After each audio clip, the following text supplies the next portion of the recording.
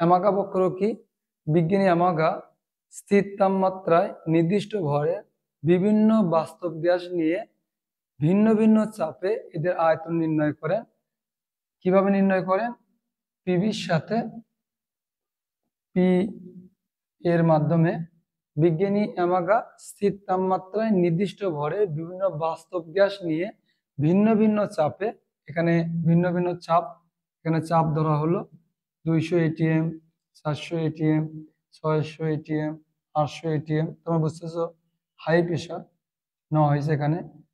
তাহলে বিজ্ঞানী অ্যামাগা স্থির তাপমাত্রায় নির্দিষ্ট ভরে বিভিন্ন বাস্তব গ্যাস নিয়ে ভিন্ন ভিন্ন চাপে এদের আয়তন নির্ণয় করেন। কার সাপেক্ষে? পিভি বনাম পি। পিভি বনাম পি এর যে লেখচিত্র অঙ্কন করেন, এখান থেকে দেখা যায় যে পিভি বনাম পি এর যে লেখচিত্র পাওয়া যায় এটাকে বলা হয় অ্যামাগা বক্র। বিভিন্ন বাস্তব গ্যাস নিয়ে দেখেন যে রেখাগুলো এরকম পাওয়া যায়, এরকম পাওয়া যায়। তাহলে এগুলো গ্যাসগুলো আমরা নাম দেই hydrogen gas, nitrogen, oxygen, carbon die oxide.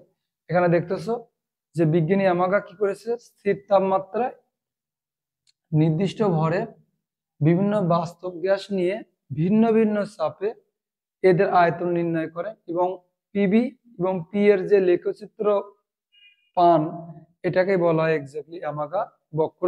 তা পিবি বনাম পি এই লেখচিত্রকে বলা হয় অ্যামাগা বক্র। দেখা যায় পৃথিবীর কোনো গ্যাসই এই লাইন বরাবর যায় না। আমরা জানি পিবি সমান কে, আমরা বয়লের সূত্রতে পড়েছি পিবি সমান কে, চাপ এবং আয়তনের গুণফলের মান কনস্ট্যান্ট হবে।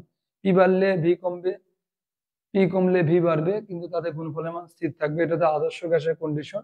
তা দেখা যাচ্ছে পৃথিবীতে যত গ্যাস আছে কেউই এই লাইনের উপর দিয়ে যায়নি, কেউ উপর দিয়ে গেছে বা নিচ দিয়ে গেছে। এখান থেকে দেখা যাচ্ছে যে পৃথিবীতে কোনো গ্যাসই আদর্শ নয়, সকল গ্যাসই হচ্ছে বাস্তব। অ্যামাগা বক্র থেকে উনি যে ধরনের সিদ্ধান্ত নেন, সিদ্ধান্ত সমূহ অ্যামাগা বক্র থেকে সিদ্ধান্ত কি পাই আমরা?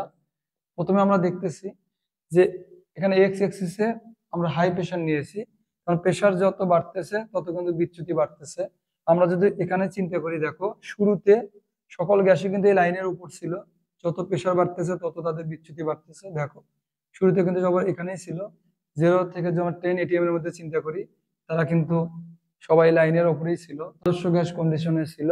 তখন আমরা বুঝতেছি নিম্ন চাপে, নিম্ন চাপে সকল গ্যাস আদর্শ, উচ্চ চাপে সকল গ্যাস বাস্তব। এবং আমরা এটাও দেখতেছি যে টেম্পারেচার যদি উচ্চ হয় তাহলে উচ্চ তাপমাত্রায়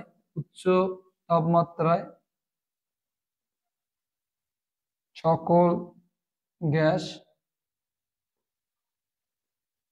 আদর্শ ও নিম্ন চাপে বাস্তব। উচ্চ তাপমাত্রা দিলে গ্যাসের অণুগুলো ছোটাছুটি করবে, ছোটাছুটি করতে গেলে তাদের দেখা যাচ্ছে আকর্ষণ থাকবে না, কারণ অনেক দূরে দূরে অবস্থান করবে। তাই উচ্চ তাপমাত্রায় সকল গ্যাস আদর্শ, নিম্ন তাপমাত্রায় বাস্তব। এখানে দেখো খেয়াল করে কার্বন ডাই অক্সাইড গ্যাসের অণু কিন্তু বড়, কারণ ভর বেশি। যেগুলো বৃহৎ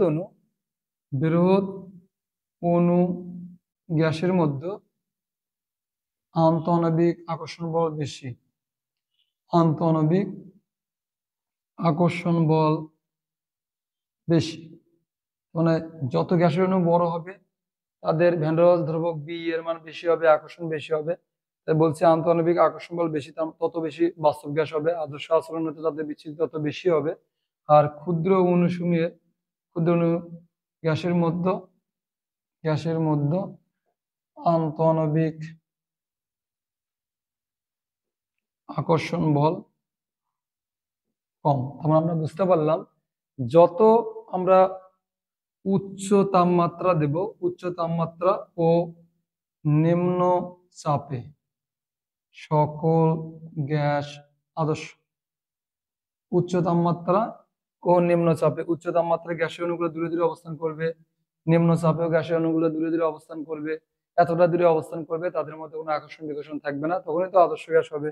তার মানে উচ্চ তাপমাত্রা ও নিম্ন চাপের সকল গ্যাস আদর্শ। আর পৃথিবীতে যে গ্যাসগুলো আছে আমরা, তাদের ক্ষেত্রে আমরা কি করি বলতো, কি চিন্তা করি?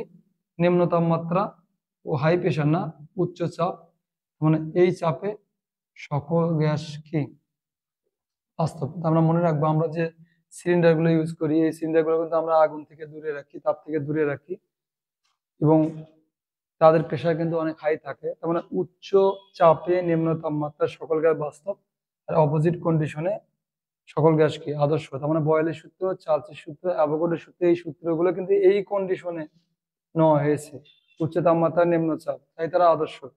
আর আমাদের পৃথিবীতে যে গ্যাসগুলো আছে, তারা হচ্ছে এই কন্ডিশন মেনে চলে, এই জন্য তারা বাস্তব গ্যাস।